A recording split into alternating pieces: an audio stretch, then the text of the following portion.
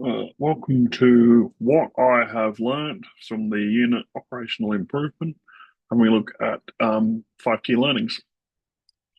So, what we'll go through today is five expected learnings that I achieved, with reflections on how each of those learnings shapes my management practice.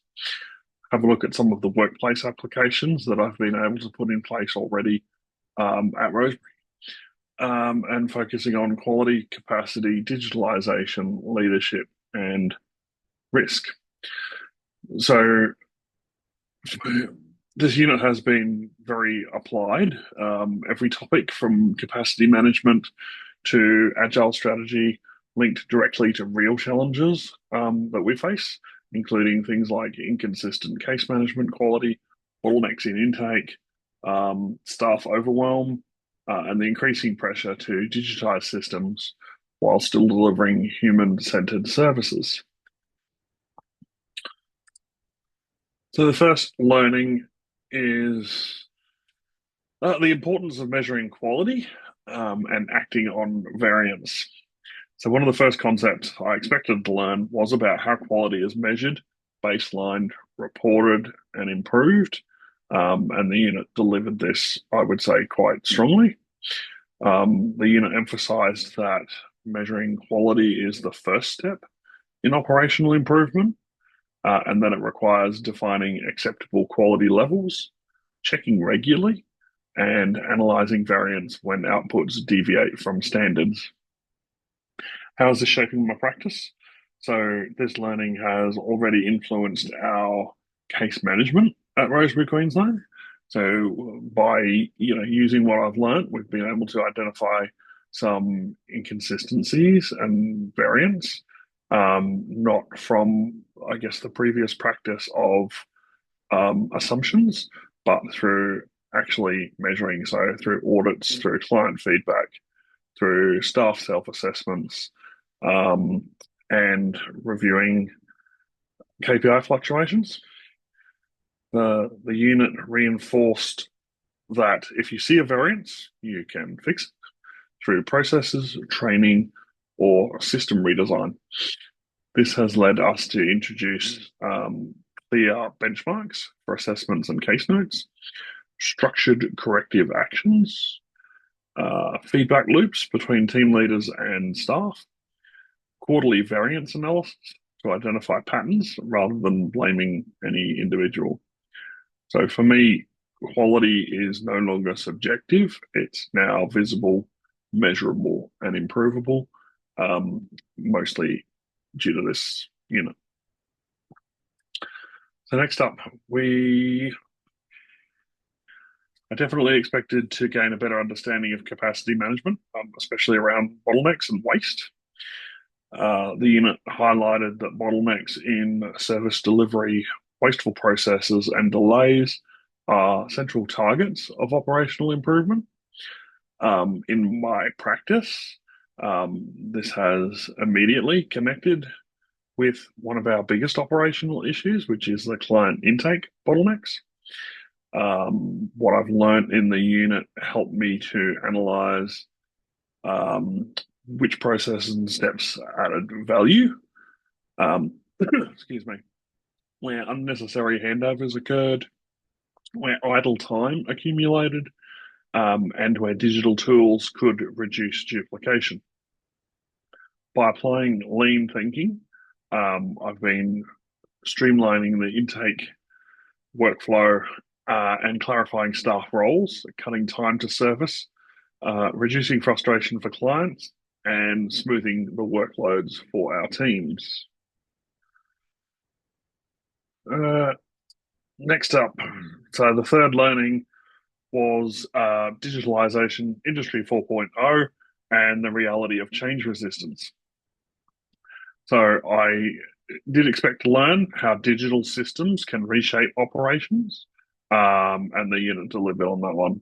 So from digital technologies and platform integration to Industry 4.0's reliance on data and connected systems, the unit emphasized that operational decisions are increasingly data driven, but it also highlighted something quite relevant to the community services sector, and that's digitalisation affects culture, staff conditions, and organisational risk. Employees need to be tech averse. Sorry, employees may be tech averse, may feel threatened, or may struggle when KPIs shift due to new technologies. The unit is shaping or has shaped my practice by influencing how I approach digital upgrades across my work in Rosewood, Queensland, and CQ Zero. So instead of just rolling out new systems, we now speak openly about change anxiety. We invest in training before implementation. We involve frontline staff in system design. Um, and we also, probably one of the biggest things was communicating the why and not just the what when it comes to change. Understanding the human side of digitalization has helped reduce resistance and increase buy-in, especially for tools like client management system upgrades, data dashboards, and the by name list that we use for CQ Zero. Next learning was agile strategy and the role of leadership in driving change. So again, I expected the unit to teach principles of agile strategy, and I would say the unit went further than what I was expecting. So, agile leadership, adaptive strategy, change communication were the major themes that I saw come through.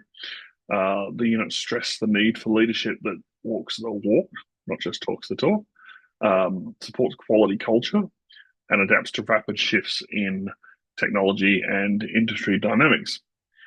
How's this shaping my practice? Well, this has influenced how I lead major projects like the CQ Housing, Health and Homelessness Forum, the CQ Zero expansion, and internal improvement initiatives. It's reshaped my mindset from managing operations to leading adaptive change. I guess in practice, that means communicating more often and more transparently, inviting staff into the design process, modeling the behaviors I'm asking from others, and ensuring operational changes align to strategy, not just convenience.